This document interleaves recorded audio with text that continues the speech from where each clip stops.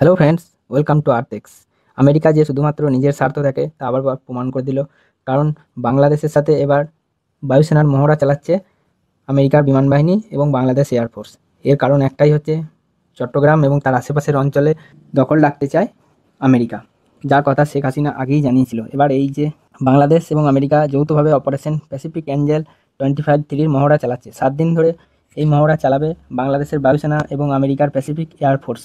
সমুদ্রপথে যে কোনো আপৎকালীন এবং পরিস্থিতি তল্লাশি, উদ্ধার কার্য কিংবা বন্যার সময় বিপর্যয় মোকাবিলার প্রস্তুতি খতিয়ে দেখতে প্যাসি অ্যান্ড জ্যাকসবন, এ হচ্ছে আমেরিকার একজন এয়ারফোর্স অফিসার, সে এসেছে এবং দুই দেশের বায়ুসেনা অফিসারদের সঙ্গে বৈঠক করেন তিনি।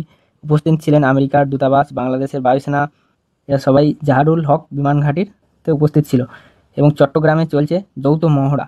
এই চট্টগ্রামেরই দখল রাখতে চায় এবং তার আশেপাশের অঞ্চলে দখল রাখতে চায় আমেরিকা, কারণ এর মাধ্যমে তারা মায়ানমারে যাওয়ার একটি রাস্তা খুঁজছে এবং এখানে এই অঞ্চলেই তারা চেয়েছিল যে একটি খ্রিস্টান দেশ বানাতে, যার কথা আগেই শেখ হাসিনা বলেছিল। তো আকাশপথের এই মহড়ায় অংশ নিয়েছে বাংলাদেশ বা air force, C-130J aircraft, MI-17 helicopter, Pacific এয়ারফোর্সেরও দুটি C-130J এয়ারক্রাফট, এছাড়াও 150 জন বাংলাদেশি বায়ুসেনার কর্মী এবং আমেরিকার 92 জন এয়ারফোর্সের সদস্য।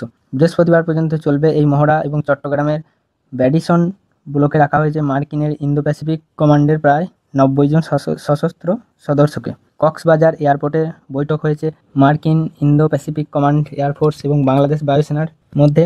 উল্লেখ্য, রাশিয়া থেকে ভারতের তেল কেনা এবং তার ফলস্বরূপ আমেরিকার অতিরিক্ত শুল্ক চাপানো, এই বিষয়কে কেন্দ্র করে দুই দেশের মধ্যে সম্পর্কের ফাট ধরেছে, মানে ভারত এবং আমেরিকার মধ্যে। এই অবস্থায় বাংলাদেশ এবং আমেরিকার এই যৌথ বিমান মহড়া তাৎপর্যপূর্ণ, কারণ এই অঞ্চলটার উপর নজরদারি চালাবার জন্য আমেরিকার বাংলাদেশের মতনই একটি কাঠপুতলি সরকার প্রয়োজন এবং তাই এই বাংলাদেশের সাথে এইসব ছোটো মোটো নাটক করছে।